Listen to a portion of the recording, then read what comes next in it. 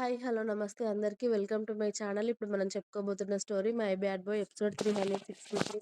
వాడికి 6 నెలలున్నప్పుడు నన్ను బయటికి తీసుకెళ్తాను అని చెప్పావు. వాడికి ఫస్ట్ బర్త్‌డే కూడా అయిపోయి ఇప్పుడు ఎన్ని మంత్స్ అవుతుంది? ఇంకా కూడా నీకు నన్ను బయటికి తీసుకెళ్ళాలని లేదు కదా! ప్రెగ్నెన్సీ అప్పుడేమో కాళ్ళు బయట పెట్టకూడదు అని అన్నావు. అంతకు ముందేమో కాళ్ళు బయట పెడితే ఎవడెటునుండొచ్చి చంపేస్తాడేమో అన్న భయం.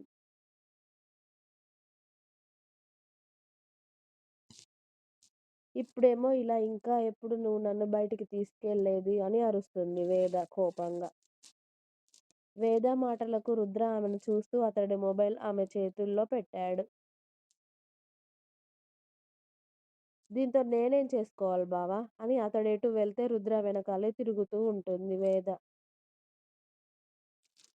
అందులో ఉంది చూడవే మెంటల్ దాన, మొబైల్ పట్టుకోమని ఇవ్వలేదు నీకు అన్నాడు రుద్ర.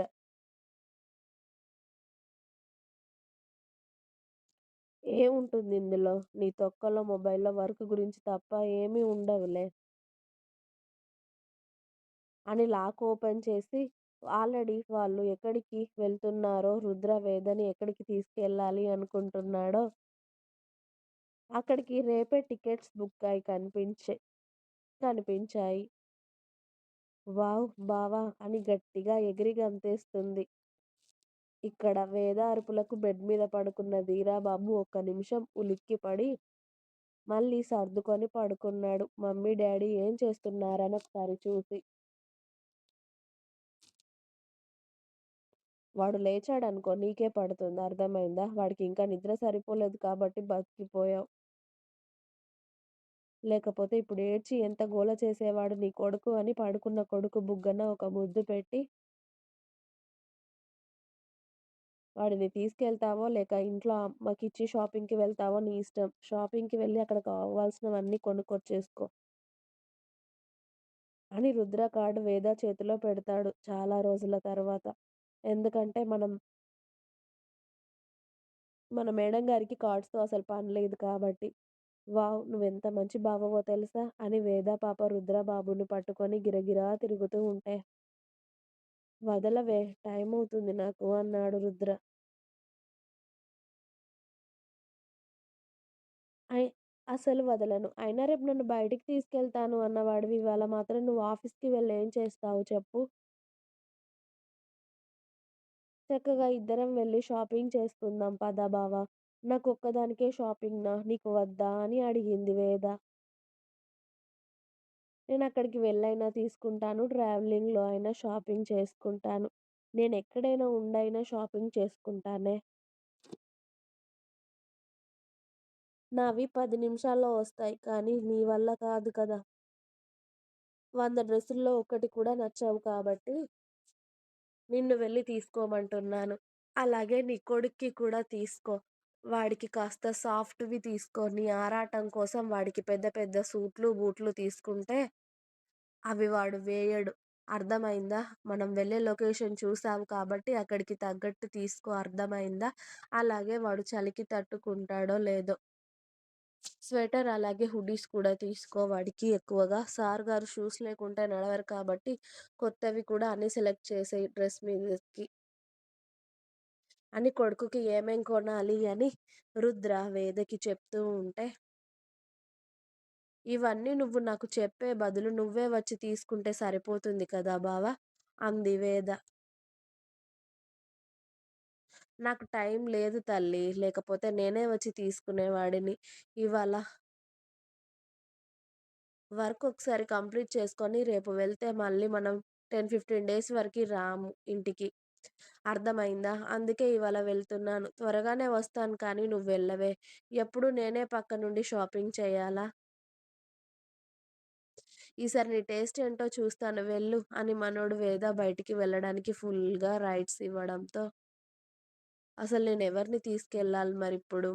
అని బుగ్గన వేలు పెట్టుకొని ఆలోచిస్తుంది. సమీర ఉంది కదే అన్నాడు రుద్ర.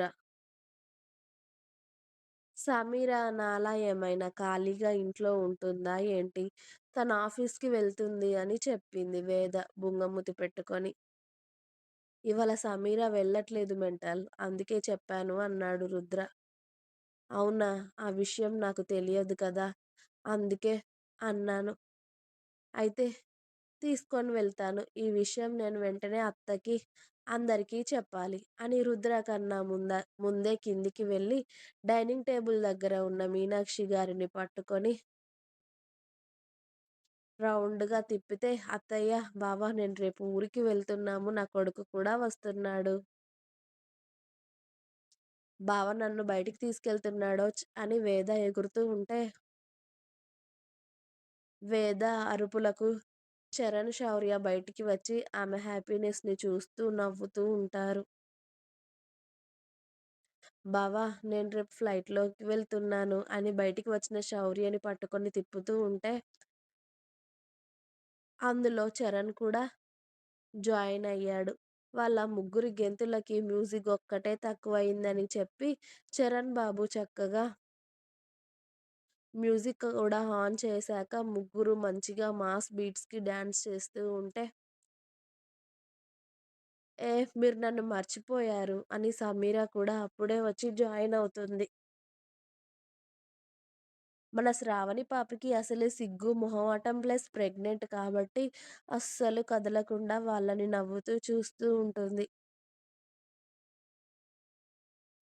ఇప్పటికి ఎయిత్ మంత్ రన్నింగ్. ఇంకో 2, 3 డేస్‌లో ఎయిత్ మంత్ కూడా కంప్లీట్ అయిపోతుంది. "అమ్మ శ్రావణి, వాళ్ళ గెంతుల దగ్గర నువ్వుండకమ్మా" అని రెండో కోడల్ని తీసుకొచ్చి వాళ్ళకి దూరంగా కూర్చోబెట్టారు మీనాక్షి గారు. వాళ్ళ అరుపులు, డాన్స్‌లు చూస్తూ మనోహర్ గారు కూడా బయటికి వచ్చి, "రేయ్! మీకన్నా యంగ్‌రా నేను. నన్ను మర్చిపోతే ఎలారా మీరు" అని మనోహర్ గారు కూడా షర్ట్ హ్యాండ్స్ మడత పెట్టుకుంటూ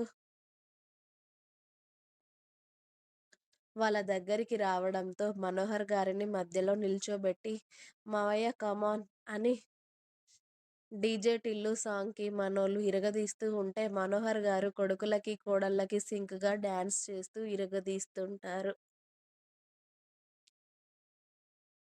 భర్త చాలా రోజుల తర్వాత డాన్స్ చేస్తూ ఉంటే, మీనాక్షి గారు కూడా మురిపెంగా చూస్తూ ముసిముసిగా నవ్వుకుంటూ ఉంటారు. ఇక్కడ కింద మ్యూజిక్ సిస్టమ్ అదిరిపోతూ ఉంటే, ధీరా బాబుకి అసలే పిచ్చాయే డాన్సు, పాటలు అన్న. వాడు వెంటనే నిద్రలో లేచి మోకాళ్ళ మీద కూర్చొని మరీ డాన్స్ వేస్తూ ఉంటే, ఆల్రెడీ ఆ పాటలకే అర్థమైంది ఇక్కడ వేద అందరిని వేసుకొని డాన్స్ చేస్తుంది అని. రుద్రబాబు ఆఫీస్‌కి అన్నీ సర్దేసుకొని, కొడుకు కూడా లేచాక, "అది మీ అమ్మ అల్లరేరా, రేపు బయటికి వెళ్తున్నామని చెప్పినందుకే అది డాన్స్‌లేస్తుంది కిందికి వెళ్ళి. పద మీ అమ్మ గెంతులు చూద్దాం కానీ" అని కొడుకుని ఎత్తుకొని, కొడుకుని ముద్దాడి కిందికి తీసుకొచ్చేసరికి వాళ్ళ అమ్మ, పిన్ని, బాబాయిలు, తాతయ్య కూడా డాన్స్ చేస్తూ ఉంటే, నీవే నీవే నీవే మన ధీరాబాబుకి హుషారు వచ్చేసి వాళ్ళ డాడీ చేతుల్లోనే ఎగురుతూ ఉంటాడు. రుద్రబాబు కూడా వాళ్ళ డాడీని అక్కడ ఎక్స్‌పెక్ట్ చేయక నవ్వుతూ, వీళ్ళ మందలో డాడీని కూడా కలిపేసుకున్నట్టున్నారు కదా! అనుకుంటూ కిందికి వస్తూ ఉంటే, ఇక్కడ ధీరాబాబు రుద్ర చేతుల్లో ఉండకుండా వదలమని ఏడుస్తూ ఉంటాడు. వాడు కూడా అక్కడికి వెళ్లి డాన్స్ చేయాలి అని చెప్పి అప్పటికే వాడు కాస్త నడుస్తున్నాడు కాబట్టి తప్పటడుగులతో రుద్ర చేతుల్లో నుండి దిగి వెంటనే వాళ్ళ దగ్గరికి పరిగెత్తి తాత కాళ్ళు పట్టుకొని వాడు కూడా 2 చేతులు పైకి పెట్టి మరీ డాన్స్ చేస్తూ ఉంటే, మనోహర్ గారు ఇంకా హుషారుగా మనవడిని ఎత్తుకొని డాన్స్ చేస్తూ ఉంటారు. అబ్బబ్బా! మొత్తానికి ఇంటిని డాన్స్ క్లాస్ చేసేశారు కదా అందరూ. ఇక చాలు రండిరా టిఫిన్ చేద్దురు గాని అని మీనాక్షి గారు మొత్తుకుంటూ ఉంటారు. ఆవిడ మాటలు అక్కడ ఎవరు వినాలి? మనోళ్ళందరూ తెగ హుషారుగా ఊగిపోతూ ఉంటే, "బావ రావచ్చు కదా" అని వేద వెళ్ళి రుద్ర చెయ్యి పట్టి లాగితే, ఆ కటౌట్ రావాలి కదా! మనోడు అసలే స్పెషల్ డేస్‌లోనే చెయ్యడు. ఇంకా ఇప్పుడు జాయిన్ అవుతాడా? "పోవే నేను రాను" అని అంటున్నా కూడా, "రావా బావ" అని వేద లాగుతూ ఉంది. రుద్ర వేద చుట్టూ చేరి మళ్ళీ అందరూ డాన్స్ చేస్తూ ఉంటే మనోడు చేయకుండా వేదని మాత్రం చెయ్యి పట్టుకొని గిరగిరా తిప్పి వదిలేసి డైనింగ్ టేబుల్ దగ్గరికి వెళ్తాడు. అబ్బా చాలు రండిరా అని ఇక మీనాక్షి గారు అరవడంతో ఇక అందరూ ఆయాసంగా ఎక్కడ దొరికితే అక్కడ సోఫాలో, చైర్స్‌లో, డైనింగ్ టేబుల్స్ దగ్గర కూలబడి ఊపిరి తీసుకుంటూ వాటర్ తాగుతూ ఉంటే మీరింకా పడుచు పిల్లాడయిపోతున్నారు అనుకుంటున్నారా? వాళ్ళతో పాటు డాన్స్ చేస్తున్నారు అని మనవడికి వాటర్ తాగిస్తూ ఆయాసపడుతున్న భర్తకి వాటర్ బాటిల్ ఇచ్చారు మీనాక్షి గారు. ఇంకా ఉంది.